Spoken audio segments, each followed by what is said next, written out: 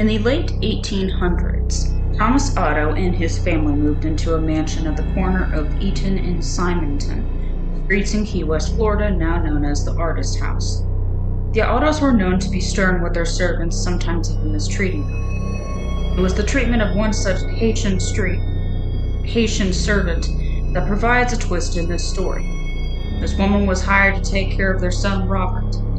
One day, Mrs. Otto supposedly witnessed her practicing black magic in their backyard and fired her. Before she left, the woman gave Robert a lifelike doll which stood 3 feet tall, had buttons for eyes, human hair believed to be Robert's, and was filled with straw. Dolls that resembled children were not unheard of during this time, but this one proved to be special.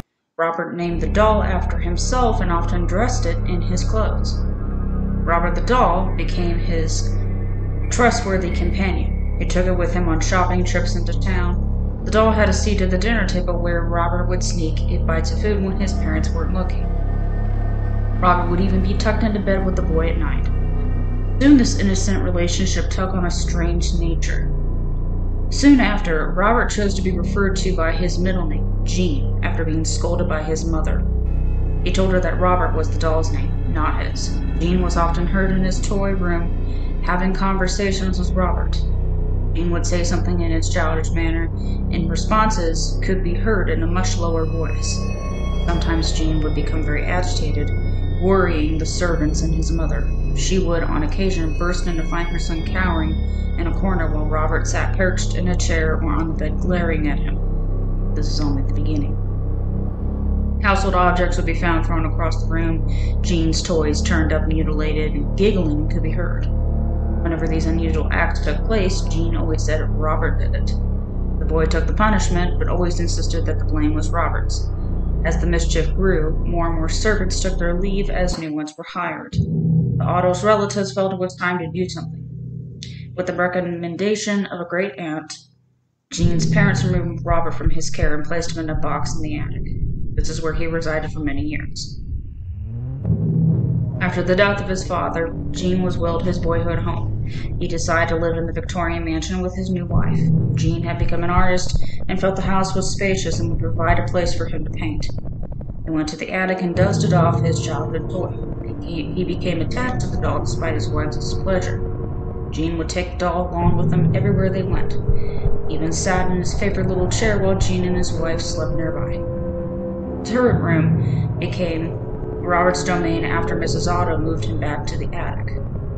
Their marriage slowly became sour until Mrs. Otto supposedly went insane and died of unknown reasons. Jean followed soon behind.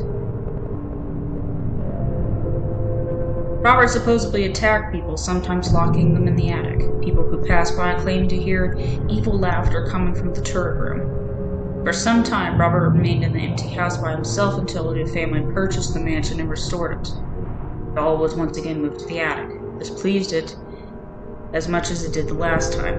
The doll was often found throughout the house. On one certain night, Robert was found at the foot of the owner's bed giggling with a kitchen knife in hand. This was enough to send them fleeing from the home. Robert was later moved to the East Martello Museum in Key West, where he sits perched in a glass box. Despite his new living quarters, the doll is believed to not have given up his menacing ways. Visitors and employees claim they have seen the doll move. His smile has been known to turn into a scowl. One employee cleaned Robert, turned off all the lights, and left for the night. The next day he returned to find lights turned on, Robert sitting in a different position than the night before and a fresh layer of dust on his sheets. Some say he'll even curse you.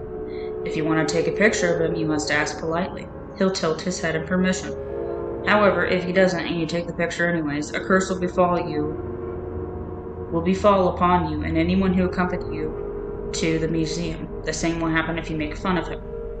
To this day, Robert remains at the East Martello Museum in his sailor suit, clutching his stuffed line, continuing his menacing ways.